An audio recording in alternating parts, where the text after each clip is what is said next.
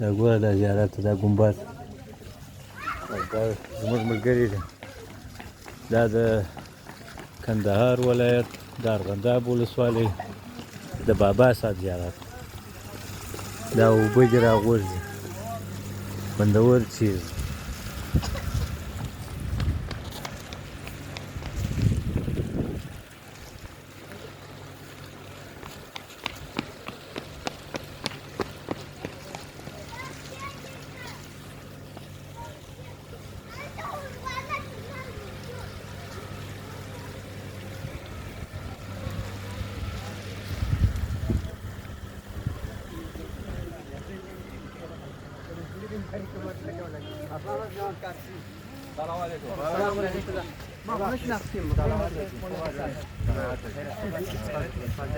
ما شما در تلویزیون دیده بودیم.